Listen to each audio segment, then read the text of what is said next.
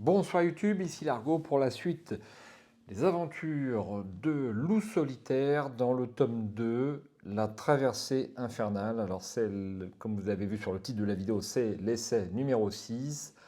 Vous pourriez me dire, mais où sont passés les essais 4 et 5? Eh bien écoutez, je ne vais pas les diffuser parce que j'ai passé mon temps à tourner en rond à l'entrée de Port-Bax. Je ne parviens pas à rentrer dans cette ville sans le sceau de Hamerdal, sceau que j'ai égaré donc en pleine mer. Et pour moi, je n'arrive pas à continuer cette aventure sans ce sceau. Alors s'il y a une solution, c'est possible. Je n'ai pas été la voir et je n'irai pas la voir d'ailleurs. Vous pouvez en parler si vous voulez en commentaire, il n'y a pas de souci. Mais personnellement, j'ai absolument besoin du sceau de Hamerdal. Donc je me suis souvenu que lors du naufrage de notre navire, pendant la carte sous les yeux, hein, donc Port-Bax, et on fait un naufrage au nord de Ragadorn, avec le bateau sur lequel nous sommes embarqués pour le royaume de Durénor. Et dans ce naufrage, le sceau de Hamerdal ainsi que le sac à dos est égaré. Je ne parviens pas à continuer cette aventure sans récupérer ce sac à dos, en tout cas peut-être le sac à dos et peut-être surtout le seau de Hamerdal.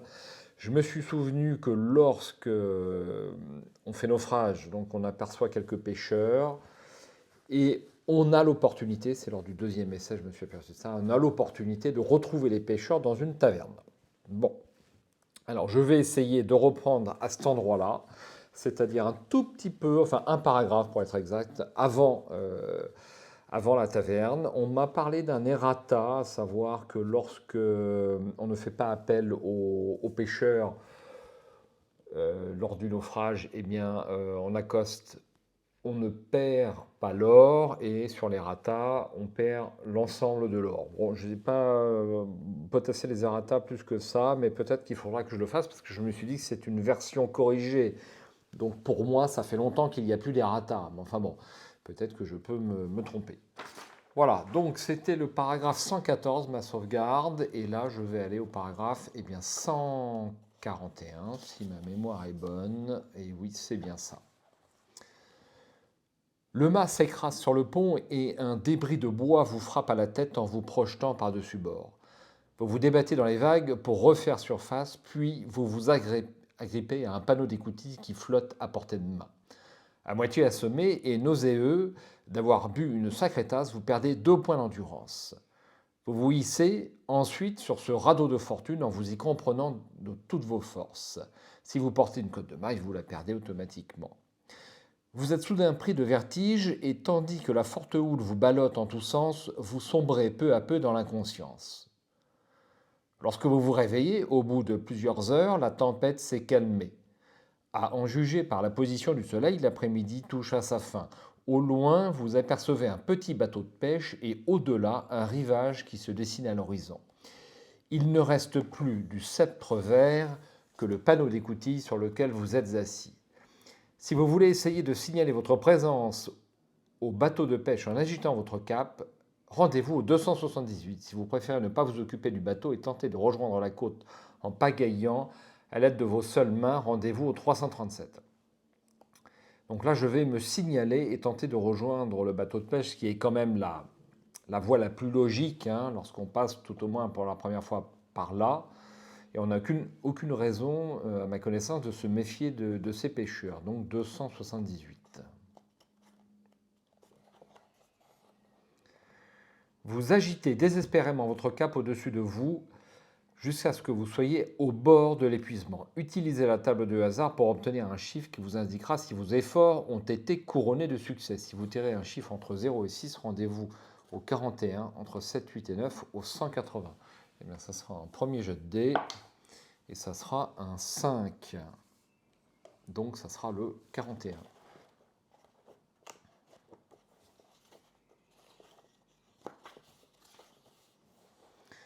Vous avez de la chance car votre signal de détresse a été aperçu par l'équipage du bateau qui met à présent le cap dans votre direction. C'est un petit bateau de pêche en provenance du port de Ragadorn. Les pêcheurs qui sont à bord ont une mine plutôt patibulaire, mais ils se montrent amicaux avec vous, ils vous donnent une couverture pour vous réchauffer et vous offrent de quoi manger. Le capitaine vous conseille de faire un somme pendant les 3 heures que durera le voyage de retour à Ragadan. Si vous décidez de poursuivre ce conseil, reprenez un point d'endurance et rendez-vous au 194. Eh bien écoutez, je vais reprendre un point d'endurance, ce qui va me faire repasser à 21. Et je fais un somme, et c'est la première fois que je fais ce choix. J'espère que je ne vais pas le regretter. 194.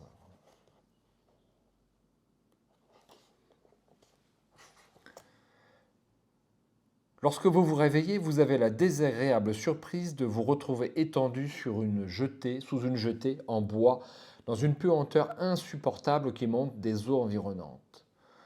Vous vous relevez avec une douleur lancinante dans la tête. C'est comme si on vous avait assommé.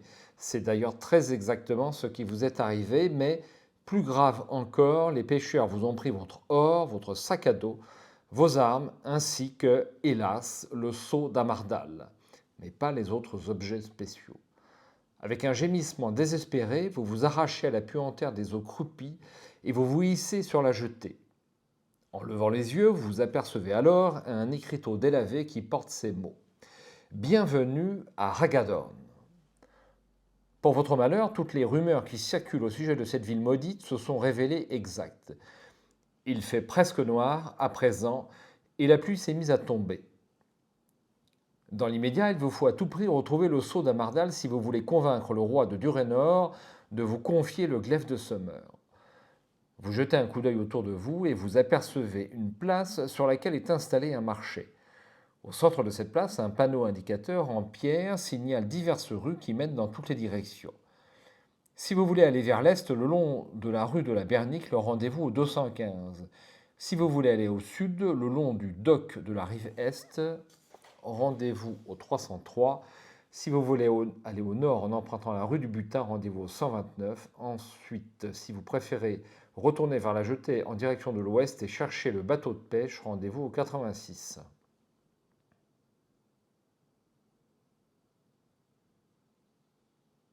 Alors, je ne me souviens plus quel était le bon trajet. Il me semble que c'est la rue de la Bernicle, 215.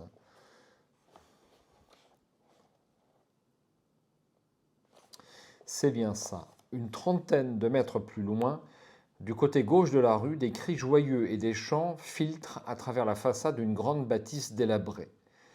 Une enseigne rouillée grince au-dessus de la porte. Si vous voulez entrer dans la taverne, rendez-vous au 4. Si vous préférez continuer de marcher le long de la rue de la Bernique, rendez-vous 83. Donc j'avais fait le choix numéro 2. Et malheureusement, ça m'a coûté cher, ça m'a coûté un certain nombre d'essais, j'ai l'impression. Donc là, je vais plutôt rentrer dans la taverne au 4. La taverne est remplie de brigands et d'ivrognes.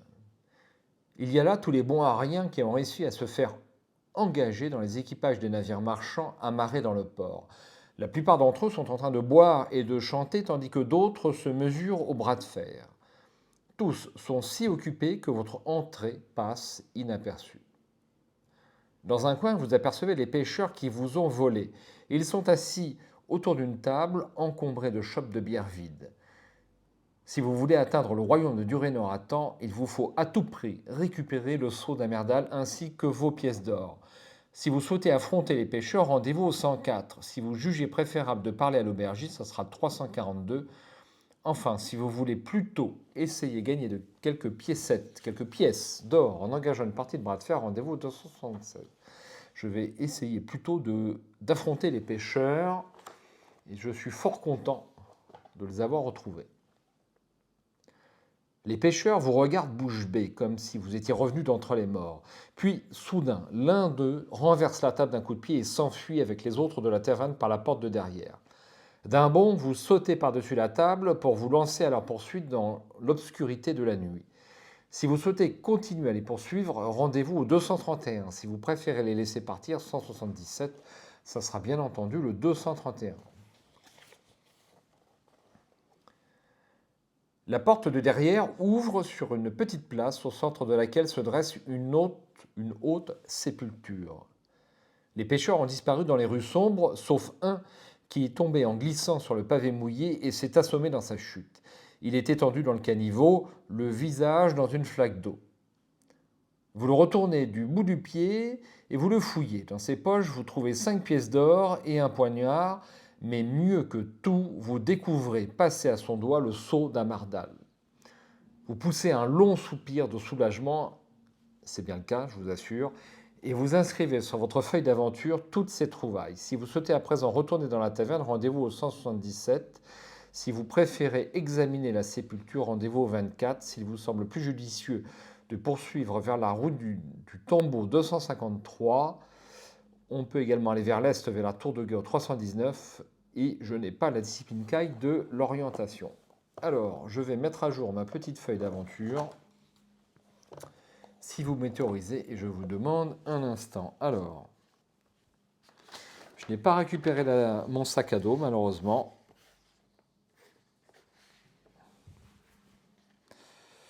Je n'ai pas récupéré mon sac à dos, donc j'ai 0 pièce d'or, 0 repas. Par contre, j'ai récupéré un poignard, donc ça c'est une bonne chose. Et je vais donc le noter.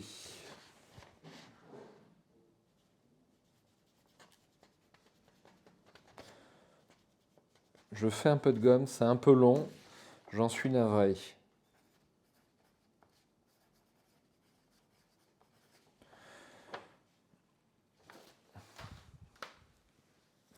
Continuons. Continuons. Alors, qu'est-ce que je fais? Alors, c'est la première fois que j'ai l'occasion d'examiner cette sépulture, ou alors je retourne dans la taverne. Écoutez, examiner une sépulture dans loup solitaire, ça me paraît être pas mal. Ça sera donc le 24. Et on va peut-être me proposer de retourner dans la taverne après. C'est le tombeau de Kiléan le suzerain. Il était l'un des seigneurs de Ragardorn jusqu'au jour où, 3 ans plus tôt, une épidémie de peste rouge l'emporta en même temps que nombre de ses compatriotes. Vous vous rappelez soudain les récits que vous a fait un certain Renard Agile, qui était un compagnon caille du monastère. Cet homme s'était souvent rendu à Ragardorn et la peste rouge l'avait frappé, tout comme elle avait frappé une bonne moitié de la population locale. Si vous souhaitez retourner dans la taverne, rendez-vous au 177. Si vous préférez poursuivre votre chemin le long de la rue du Tombeau, 253, sinon 319. Je vais retourner dans la taverne au 177.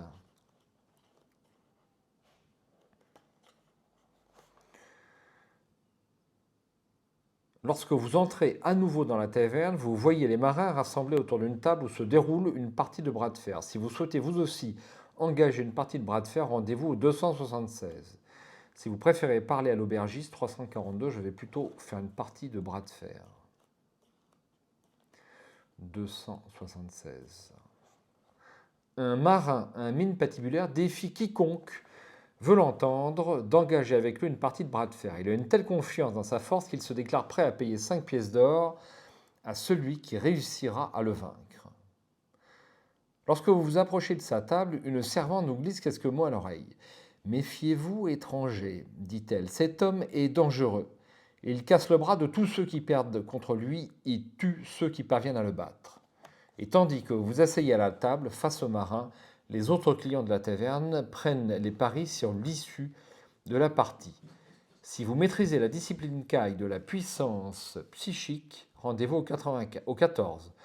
Dans le cas contraire, on peut mener cette partie de bras de fer, mais je ne vais pas lire la suite puisque j'ai la puissance psychique. Ça va certainement m'économiser un combat.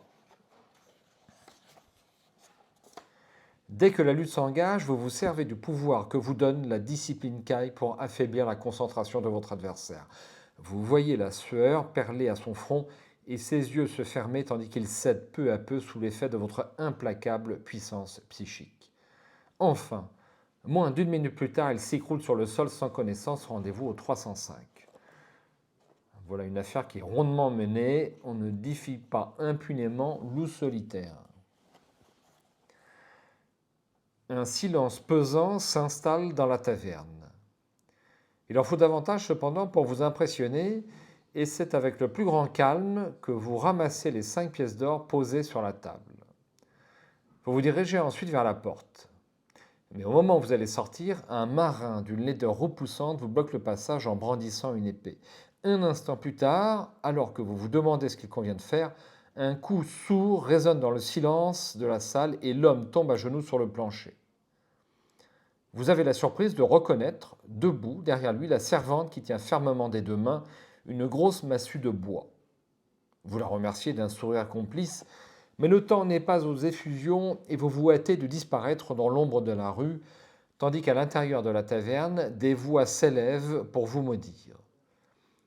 Après avoir couru pendant 10 minutes dans le noir, vous apercevez un peu plus loin une grande écurie et un relais de diligence.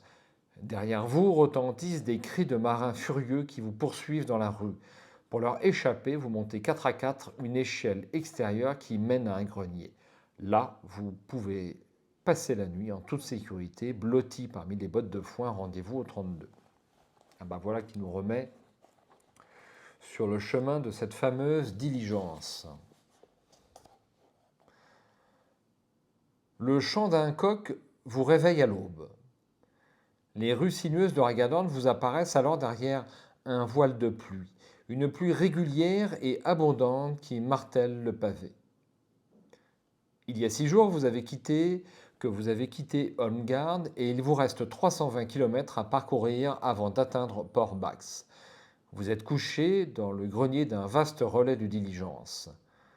Un groupe d'hommes vêtus d'uniformes verts vient d'arriver. Ils sont en train de nettoyer l'une des diligences. Vous entendez une voix dire que le prochain départ pour Port-Bax aura lieu à 1h de l'après-midi et que le voyage durera 7 jours. Vous avez faim et il vous faut prendre un repas. Sinon, vous perdrez 3 points d'endurance. Alors, je n'ai pas de repas avec moi. Et comme ça ne m'est pas rappelé, je suppose que je ne peux pas utiliser la chasse, ce qui me paraîtrait relativement logique. Après avoir mangé, donc je vais perdre 3 points d'endurance, ce qui me fait passer à 18.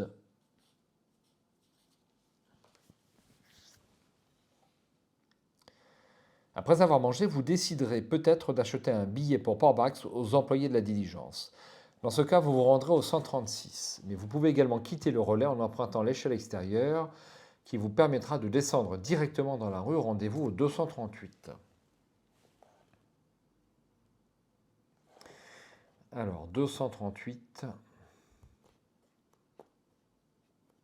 plutôt.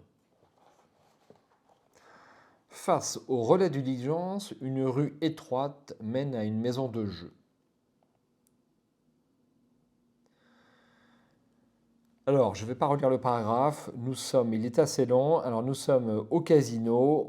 Il faut 1 pièce d'or pour entrer. Et on peut miser.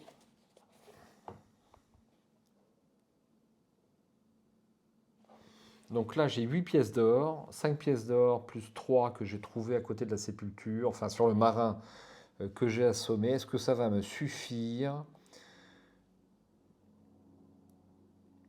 pour tomber sur le bon chiffre? Normalement, oui.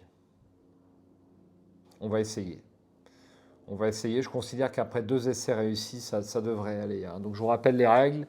Je choisis le 9. Si je tombe sur un 0 ou sur un 8, eh bien j'ai combien?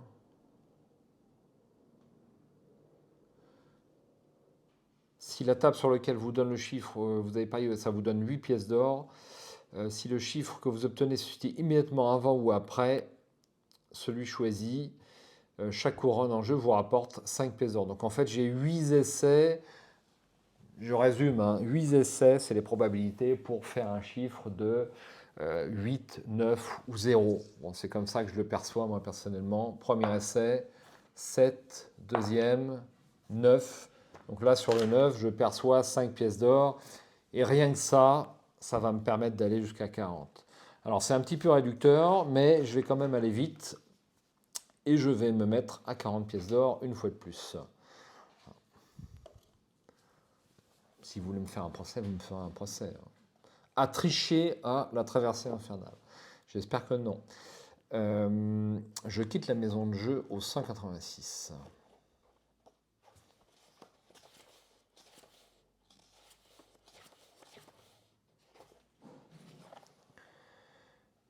Alors, je reviens à la diligence et ça va me prendre 7 jours. Je demande un billet pour Port-Bax au 136. Donc là, je vais un peu plus vite. Ce sont des paragraphes que j'ai déjà lus. 20 couronnes pour Port-Bax. Je les barre, je passe à 20. Et je me rends au 10. Rendez-vous au 10.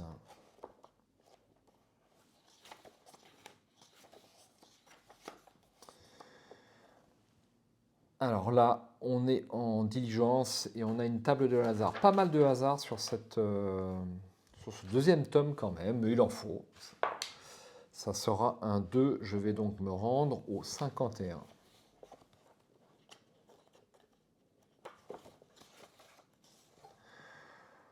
Environ 1 heure plus tard, la diligence s'arrête devant le sanctuaire de Calanad. On dit que le sanctuaire a été édifié sur la tombe du roi Alain, le premier souverain de Durénor, et que tout autour pousse de l'herbe de l'Omsur. Si vous souhaitez cueillir un peu de cette herbe, rendez-vous au 103. Et comment 103.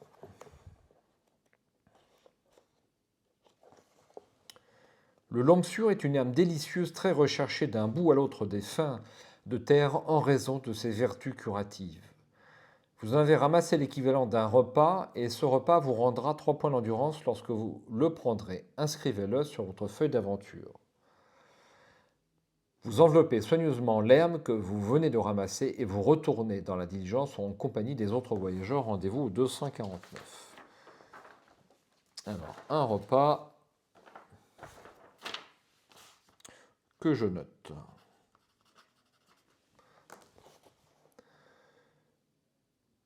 249, donc plutôt une rencontre bénéfique. Je suis verni.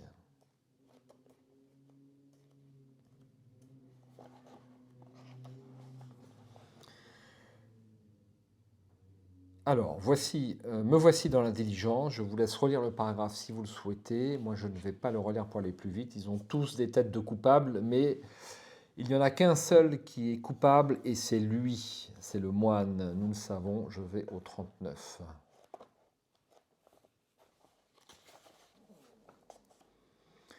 À la tombée du jour, la diligence s'arrête devant une auberge sur la route qui longe la côte en direction de Port-Bax. Le prix d'une chambre pour la nuit s'élève à 1 couronne pour les passagers et 3 couronnes pour les autres clients. Et je donne bien sûr mon billet pour Port-Bax. Je ne sais pas si on peut réussir sans le billet parce que ça me paraît difficile. 346.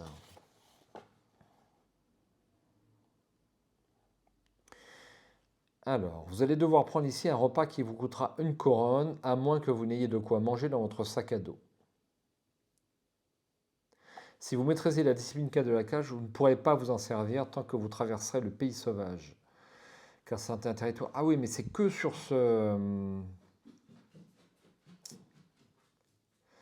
C'est que sur le territoire sauvage, en fait, que je ne peux pas me servir de ma capacité chasse. Donc je pense qu'auparavant, même dans un territoire urbain, je pouvais m'en servir. En tout cas, je vais la jouer comme ça. On mange du rat, ou ce que vous voulez. Mais là, il est bien précisé que c'est ce territoire-là sur lequel on ne peut pas se servir de discipline de la chasse. J'espère que je ne fais pas d'erreur à ce niveau-là. Donc je vais dépenser 1 pièce d'or, donc je vais passer à 19 pour prendre un repas, puisque je ne peux pas m'en servir. Et je vais également dépenser 1 couronne pour prendre une chambre, ce qui m'amène à 18. Je vais au 280.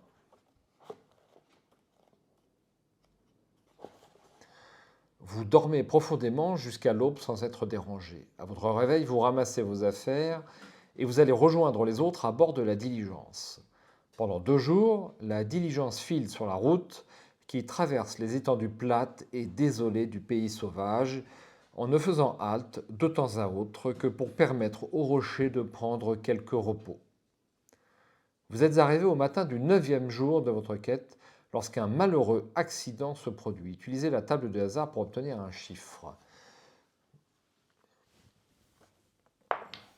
Ça sera le 9. 108.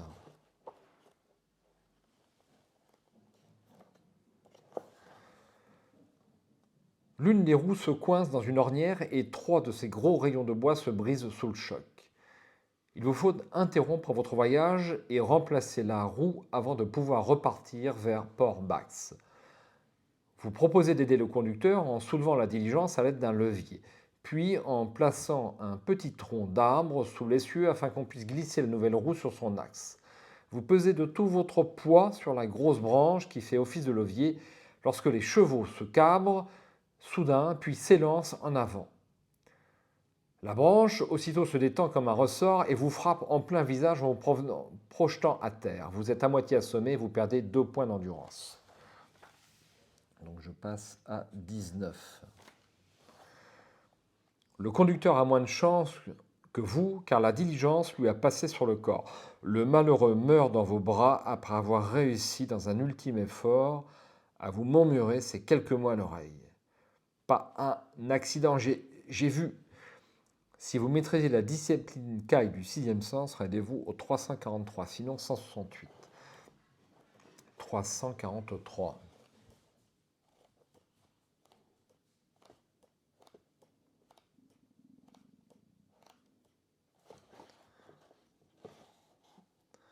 Vous avez la certitude que la victime désignée de ce prétendu accident n'était autre que vous-même.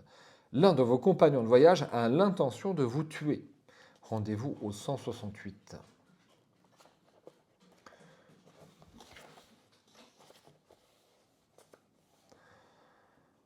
Un par un, les autres voyageurs s'approchent et contemplent avec horreur le corps du cocher de la diligence.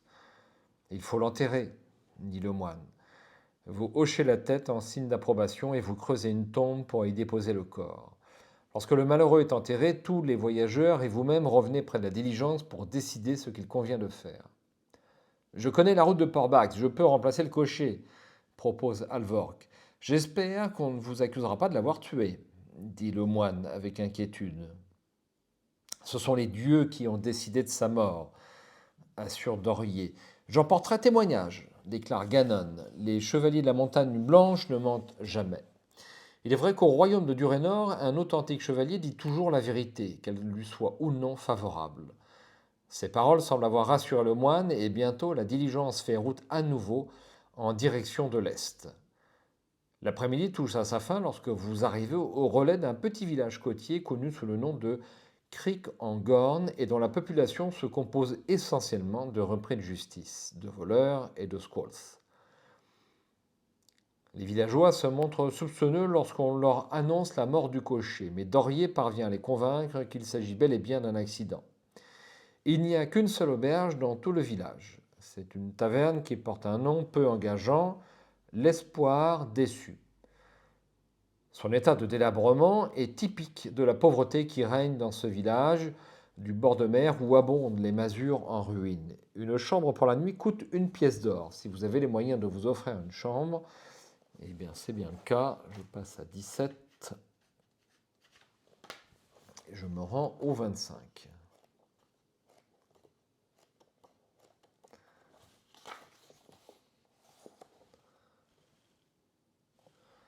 Vous parcourez du regard la taverne où s'entasse une foule de buveurs et vous remarquez que de nombreux villageois jouent à des jeux de hasard.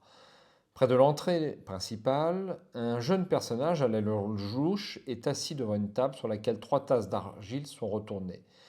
Il échange sans cesse de place en mettant au défi qui veut l'entendre de deviner sous laquelle de ces 3 tasses est cachée une bille de verre. Il promet au gagnant de doubler le double de la somme que ce dernier aura misée. Si vous possédez les disciplines cailles du 6e sens ou de la discipline de la maîtrise psychique de la matière, rendez-vous au 116. C'est bien le cas. Je vais donc au 116. Très utile, ce 6e sens. Grâce à la discipline caille, vous n'avez aucune difficulté à découvrir sous quelle tasse la bille est cachée. Utilisez la table de hasard pour obtenir un chiffre et ajoutez-y 5. Vous saurez ainsi combien de pièces d'or vous avez gagné avant que le fripon vous soupçonne et mette fin au jeu. Votre bourse est à nouveau remplie et vous retournez au bar où vous payez le prix d'une chambre, soit 1 pièce d'or. Rendez-vous au 314. Alors je vais lancer un petit chiffre et je vais rajouter 5, ça fait 13 moins 1 égale 12. Je passe à 29 pièces d'or. Je suis plein aux as. Rendez-vous au 314.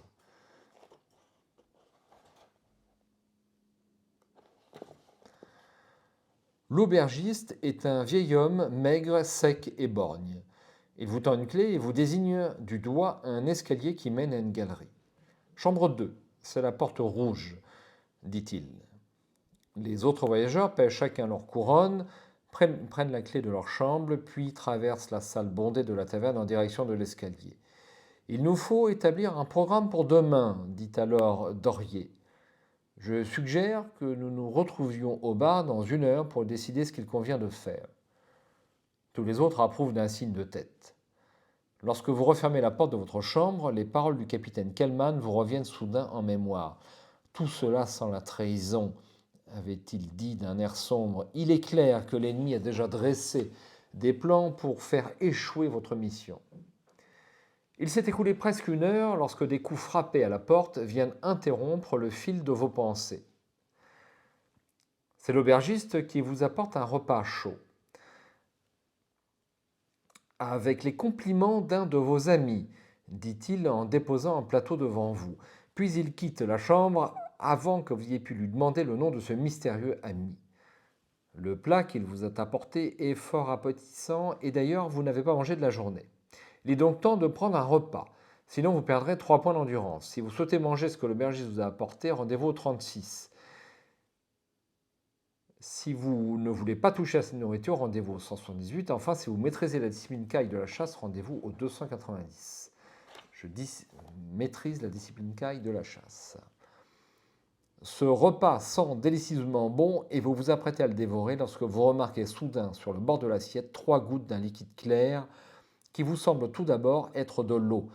Mais lorsque vous touchez l'une de ces gouttes du bout des doigts, vous vous apercevez que ce liquide est collant et vous reconnaissez aussitôt la consistance de la sève de Gandurne, un poison mortel, inodore et incolore, qui a la faveur des assassins de tout poil. Une fureur soudaine vous saisit alors et vous vous ruez hors de la chambre avec la ferme intention de découvrir quel est celui ou celle qui a tenté de vous supprimer. Rendez-vous au 200.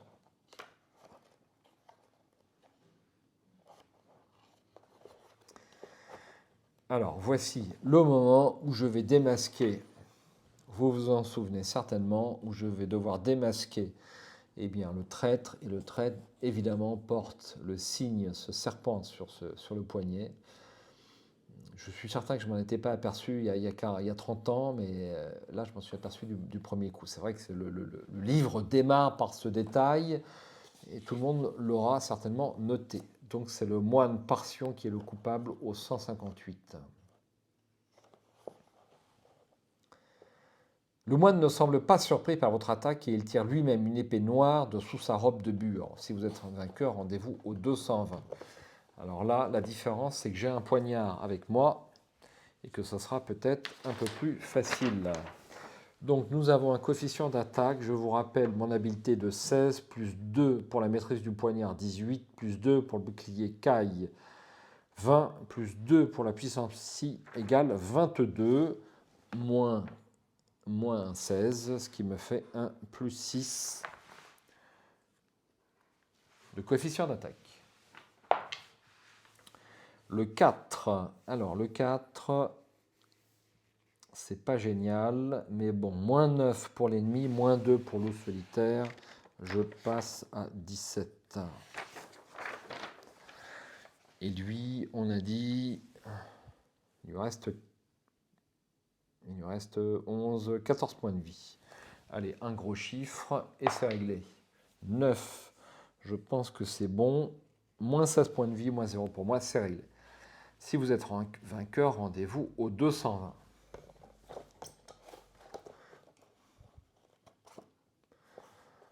En fouillant son cadavre, vous découvrez des preuves accablantes. Aucun doute, c'est bien lui qui a tenté de vous tuer. Dans l'une de ses poches, vous trouvez une fiole à moitié vide de sève de Gandurne, le poison mortel qu'il avait versé dans vos aliments. Vous tombez ensuite sur un parchemin écrit en langue glock et dans lesquels sont indiqués tous les détails de votre voyage à Port-Bax. C'est à Ragadan qu'il a dû vous repérer et c'est là également qu'il a élaboré ses plans pour vous tuer. Vous remarquez aussi que son arme est une lame d'Elgedad en acier noir forgée dans le feu de la cité infernale située au-delà des monts d'Urnkrag. C'est le seul endroit sur toutes les terres du Magnamund où l'on peut fabriquer de l'acier noir. Mais la preuve irréfutable de son identité, vous la découvrez sur son poignet droit. C'est un tatouage qui représente un serpent. Les brigands qui avaient essayé de vous tuer avant même que vous ne quittiez Holmgard portaient exactement la même marque. La bourse du moine contient 23 pièces d'or que vous pouvez conserver sans oublier de les inscrire sur votre feuille d'aventure. Rendez-vous ensuite au 23. Alors, je passe donc 59, je passe à 62 sur ma bourse qui me mettra, je pense, à l'abri du besoin. 33. Les autres voyageurs contemplent d'un air horrifié et incrédule le résultat du combat que vous venez de livrer. Et avant que vous n'ayez pu fournir la moindre explication, la porte de l'auberge s'ouvre brusquement dans un grand fracas. 6 soldats revêtis d'armure se précipitent à l'intérieur, conduits par l'aubergiste en personne. Les soldats sont des gardes de la ville et le tenancier borgne les exhorte à vous arrêter en poussant de grands cris. Si vous souhaitez affronter les soldats, il n'en est pas question, 296. Si vous préférez vous enfuir par la porte de derrière, ça sera 88. 88. Bien que la nuit soit tombée, la pleine lune projette une brillante clarté sur tout le village. Derrière la taverne, vous apercevez la petite boutique d'un charron. 2 chevaux sont attelés à une charrette à foin stationnée juste devant la porte.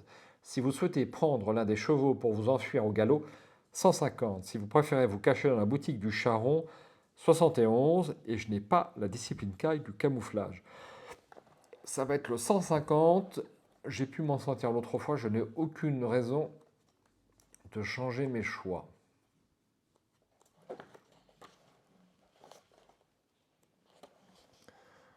Vous lancez votre cheval dans les rues sinueuses du village, puis vous traversez un pont de bois. Vous montez ensuite un sentier escarpé qui conduit au sommet d'une crique. À la clarté de la lune, vous apercevez un poteau indicateur orienté vers l'est. Vous chevauchez toute la nuit sans prendre le temps de dormir et lorsque l'aube se lève enfin, le paysage s'est métamorphosé d'une manière surprenante. Les terres arides du pays sauvage ont fait place à des landes et à des marécages et, aussi loin que porte le regard, une ombre noire s'étend à l'horizon en direction de l'est. C'est la forêt de Durénor, la frontière naturelle du royaume des montagnes qui borde à cet endroit les espaces désolés du pays sauvage. Voilà, sans nul doute, une vision réconfortante qui vous met quelques baumes au cœur. Vous n'êtes plus qu'à une journée de cheval de Port-Bax, mais vous êtes épuisé après cette nuit blanche et il vous faut prendre un repas où vous perdrez 3 points d'endurance. Si vous maîtrisez la discipline caille de la chasse, vous pourrez en faire usage et capturer du gibier qui vous fournira la viande nécessaire pour reprendre des forces. Alors là, c'est précisé. Ok, eh bien écoutez, j'ai la chasse. Vous avez chevauché pendant 1 heure lorsque vous arrivez à une bifurcation, mais vous ne voyez aucun poteau indicateur. Si vous souhaitez prendre le chemin de gauche, 261, à droite 334, je vais essayer à gauche. Il me semble que j'avais été prendre à droite, premier essai, donc 261.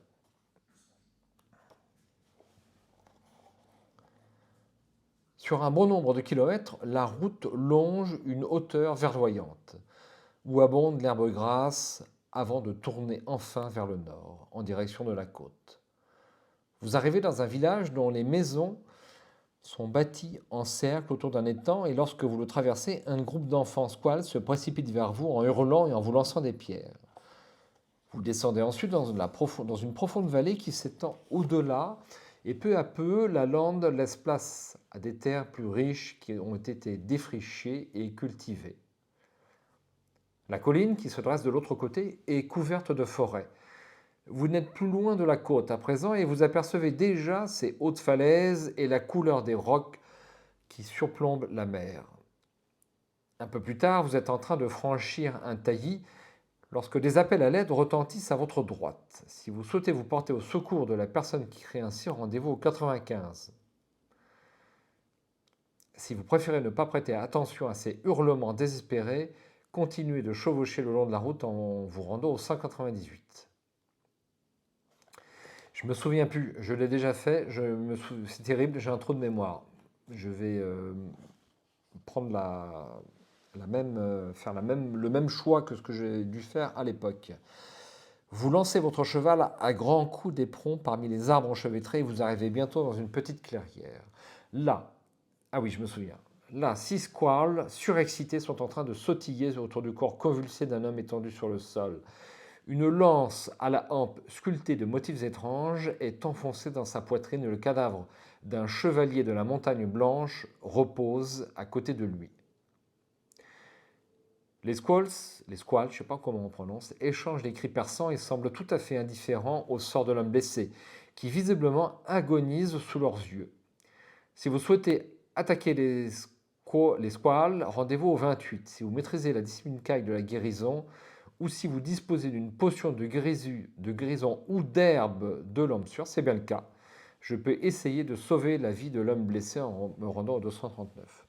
Donc ça tombe bien, j'ai de l'herbe de l'homme sûr, donc ça sera le 239.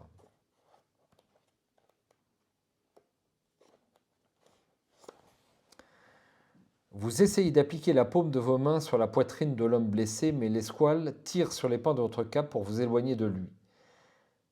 Ah mais non, c'est un truand, je me souviens plus. Ah non, non, je fais pas ça. J'ai complètement oublié. Merde. Alors attendez. Alors, me revoici. Alors, bien entendu, j'ai pas le choix. Je suis obligé d'attaquer les squales, m'autoriser ce petit retour en arrière.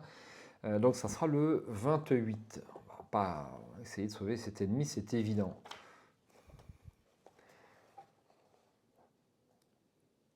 Les squales se mettent à hurler de terreur et s'enfuient en tous sens pour éviter vos coups.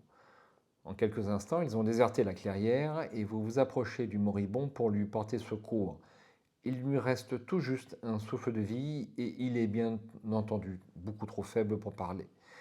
Si vous voulez retirer avec précaution la lance de la poitrine, rendez-vous au 106. Si vous préférez fouiller son sac pour trouver quelques objets utiles, c'est le 320. Je vais fouiller son sac, bien sûr, 320. En ouvrant son sac, vous y découvrez avec horreur un parchemin en peau humaine sur lequel un message a été tracé dans une étrange langue runique. Le seul mot que vous parvenez à reconnaître est Kai. Vous trouvez également dans le sac un poignard à la lame noire dont la seule vue vous fait frissonner, ainsi qu'un bloc d'obsidienne. Si vous possédez un pendentif à l'étoile de cristal, vous soupçonnez que ce bloc endommagé soit un objet ensorcelé ayant pu perturber temporairement le pouvoir du pendentif. Ces objets portent la marque des maîtres des ténèbres et il n'est pas étonnant que vous vous sentiez soudain fort inquiet. Vous jetez le sac à terre comme s'il s'agissait d'un charbon ardent et vous vous hâtez de rejoindre votre cheval. Hélas, le malheur veut qu'il ait disparu.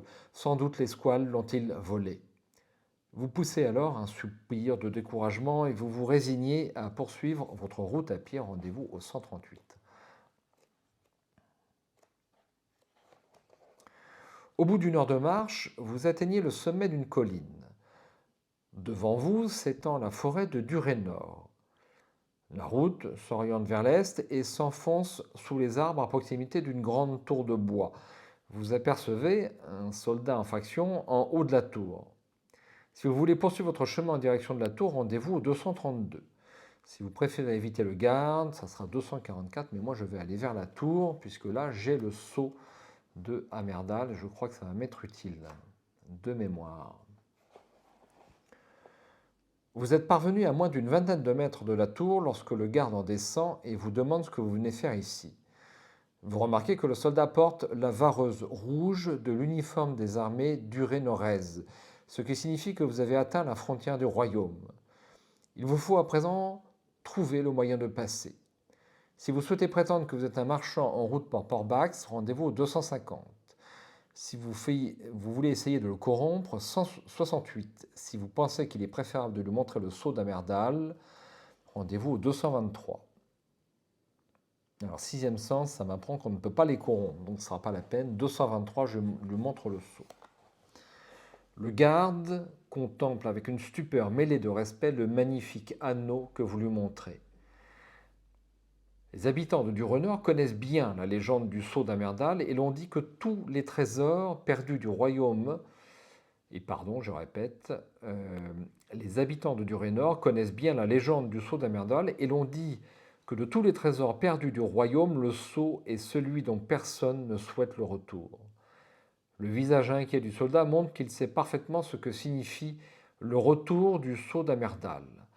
C'est la guerre qu'il annonce. Son officier, un chevalier de la Montagne Blanche appelé Guénan, est absent, en route pour Crick-en-Gorne pour y accompagner l'un de vos compatriotes, mais le garde sait que son devoir est de vous laisser passer. Je ne peux malheureusement rien faire pour vous aider, dit le garde, si ce n'est vous indiquer la route pour Port-Bax. Suivez ce chemin forestier et vous arriverez à une bifurcation à proximité d'un petit chêne. Prenez alors le sentier de gauche, c'est un raccourci. Vous remerciez le loyal soldat et vous repartez dans la forêt. 2 kilomètres plus loin, environ, vous arrivez à la bifurcation et vous prenez le sentier de gauche. Il vous amène à un pont de pierre qui traverse le chenal de Rainer. Ce dernier serait d'une très grande profondeur et ferait plus de 3 kilomètres dans sa plus grande largeur. Une cabane garde le pont mais semble inoccupée. Un poteau indicateur précise Port-Bax, 5 kilomètres. Vous poussez un soupir de soulagement car dans moins d'une heure, vous devriez être rendu. Rendez-vous au 265. Le soleil se couche sur le 10e jour de votre quête lorsque vous apercevez pour la première fois la magnifique cité de Port-Bax. Les tours de la ville luisent dans la pâle clarté d'un croissant de lune comme autant de diamants nichés au creux du rivage. Au nord se trouve le port lui-même où sont rassemblés les vaisseaux de la puissante flotte de guerre du royaume de Durénor. À l'est, au-delà des murs de la cité couverte de mousse, s'étend la forêt.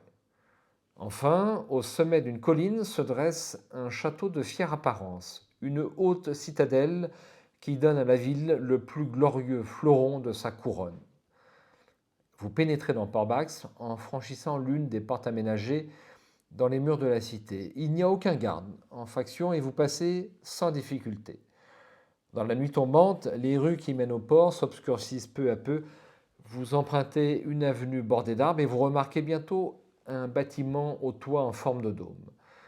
Un large escalier de pierre donne accès à la porte de l'édifice. Vous vous approchez et vous lisez cette inscription gravée sur une plaque de cuivre, Hôtel de Ville. En dépit de l'heure tardive, la porte principale est toujours ouverte. Si vous souhaitez entrer dans l'hôtel de ville, 84. Si vous préférez poursuivre vers le port, 191. Et je n'ai pas l'orientation. Donc je vais poursuivre vers le port parce qu'il n'y a rien à faire dans l'hôtel de ville. Je suis bien placé pour le savoir. Un peu plus loin, la rue pavée tourne brusquement vers la droite. Vous vous trouvez alors devant un bâtiment de pierre blanche qui porte cette plaque fixée au-dessus de la porte. Tour de guet, autorité maritime. La rue pavée aboutit à un haut mur de pierre dans lequel est aménagée une grande porte rouge gardée par 2 soldats. Au-delà de cette porte, on distingue les mâts des navires ancrés dans le port. Si vous souhaitez entrer dans la tour de guet, 318. Si je préfère m'approcher de la porte rouge, 246, je vais entrer dans la tour de guet puisqu'il me faut un laissez-passer rouge, comme nous le savons, enfin surtout moi.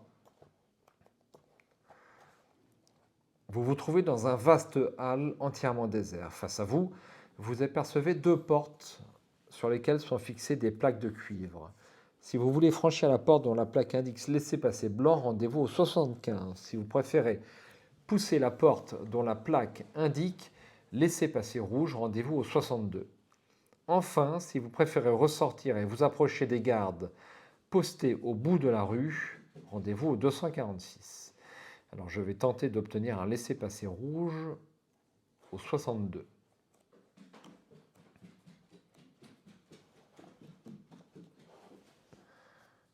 Vous entrez dans une vaste pièce remplie de classeurs et de livres de comptes. Face à vous, un homme revêtu d'un uniforme d'officier des forces navales de Durénor est assis à un grand bureau. Il tient devant lui un énorme livre posé debout sur un bureau. À votre entrée, l'homme lève les yeux de son livre et vous jette un regard inquisiteur. Vous devez avoir des affaires bien urgentes à mener pour solliciter un laissez-passer rouge à une heure aussi tardive. Je voudrais voir votre permis d'entrée et l'autorisation de votre officier commandant. Si vous avez réuni ces documents d'accès au cours de votre quête, ça sera le 126. C'est un attrape-nigo. J'ai tourné en rond longtemps ici. Si vous n'avez pas les documents demandés ou si vous ne souhaitez pas les présenter à cet homme, vous devez prendre le risque de lui montrer le sceau d'Amardal et vous rendre au 263. Donc là, suspense. J'espère que ça va coller. Est-il possible de rentrer dans cette ville sans le sceau d'Amardal? Je l'ignore. L'homme contemple le sceau avec une stupeur mêlée de crainte. Sans dire un mot, il se lève alors de son fauteuil et vous fait signe de le suivre en haut d'un escalier qui mène à une pièce en forme de dôme. Vous y rencontrez le capitaine de la tour de guet qui vous écoute attentivement tandis que vous lui faites le récit des événements qui sont survenus au royaume du Summerland. Vous lui révélez également le but de votre mission. Donnez immédiatement à cet homme un laissez-passer rouge, priorité absolue, ordonne-t-il aussitôt. Vous prenez votre laissez-passer rouge, objet spécial, vous quittez la tour de garde et vous vous hâtez en direction du poste de garde. Rendez-vous au 246. Enfin, j'ai ce laissez-passer rouge. L'un des gardes s'avance vers vous et demande à voir votre laissez-passer. Je lui présente mon laissez-passer rouge au 202.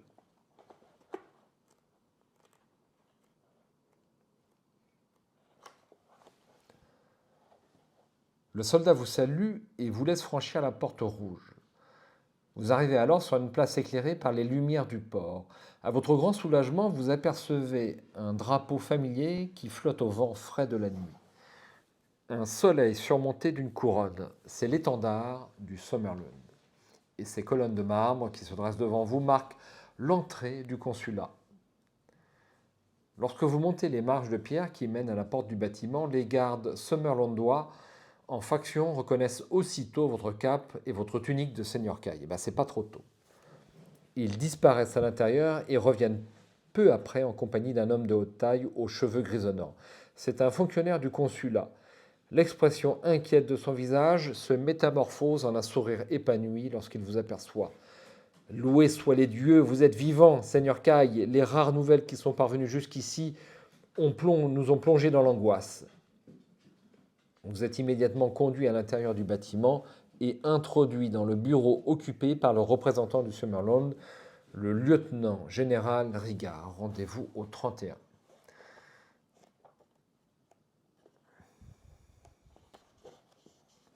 Votre première rencontre avec le lieutenant général vous surprend.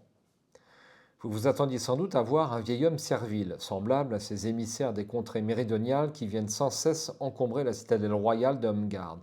Mais l'homme qui se tient devant vous, vêtu d'une lourde cotte de maille, n'est ni vieux ni servile. C'est même un personnage tout à fait exceptionnel, comme vous n'allez pas tarder à le découvrir. Né d'un père summerlandois et d'une mère durénoraise, le lieutenant général Rigard est devenu dans cette ville une figure de légende. Au cours des 10 dernières années, il a pris la tête d'une armée alliant les forces de Summerland et celles de Durénor, et sous son commandement, les barbares des glaces venus du pays de Calte ont été repoussés et taillés en pièces. Sage en temps de paix, implacable lorsque la guerre fait rage, c'est là le meilleur compagnon que vous puissiez souhaiter. Nul ne saurait mieux vous aider dans votre quête du glaive de Summer. Rigard vous fait servir un somptueux repas. Jamais vous n'avez aussi bien mangé depuis que la guerre a commencé. Au cours du festin, vous repensez à tous les événements qui se sont déroulés entre votre départ du Summerland et votre arrivée à Port-Bax. Vous songez également aux terribles périls qui vous attendent encore. À la fin du repas, Rigard fait venir son médecin personnel qui s'empresse de soigner vos blessures. Les potions qu'il vous fait boire vous rendent 6 points d'endurance. Ça, c'est une bonne chose. Ce qui me remet à 23. Le praticien vous conseille ensuite de prendre une bonne nuit de repos car au matin vous partirez pour Amardal en compagnie du lieutenant général. Le lendemain, de bonne heure, on vous conduit dans un jardin clôturé à l'arrière du consulat. Rigard et 3 de ses meilleurs soldats vous y attendent. Ils sont déjà montés sur leurs chevaux, prêts à vous accompagner jusqu'à Amerdal, la capitale de Durénor, distante de 370 km. Les rues de Port-Bax s'éveillent à peine, tandis que vous parcourez la ville à cheval. En passant la porte de pierre moussue qui marque la limite de la cité, vous vous sentez confiant dans le succès de votre mission. Vous êtes quasiment sûr désormais de réussir. Utilisez la table de hasard. De 0 à 4, 176 et de 5 à 9, ça sera le 254. Je pense qu'il va être temps de faire une petite sauvegarde, si vous êtes d'accord, et de faire une pause dans cette vidéo. Je vous dis à bientôt pour la suite donc de ce 6e essai sur la traversée infernale. Merci de m'avoir accompagné jusque-là. J'espère que ma lecture est de bonne facture et que cette traversée du Nord Maniamun vous fait vous évader un petit peu de vos soucis quotidiens et peut-être de la grisaille, encore qu'il a fait beau aujourd'hui, le printemps arrive. Et j'espère bien sûr que vous allez continuer à m'accompagner sur cette série consacrée à l'eau solitaire. Ciao, bonsoir.